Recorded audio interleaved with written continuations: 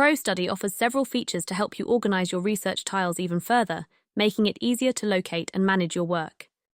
Start by using tags to categorize your tiles.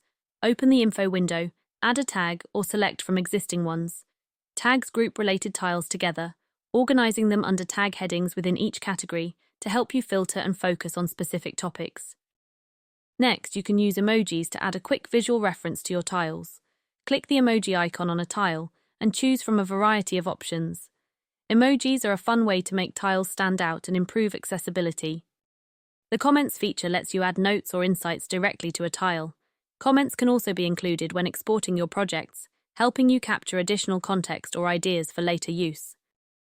Pins allow you to prioritize important tiles.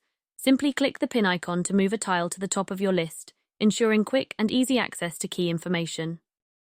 These tools ensure your research stays organized and accessible.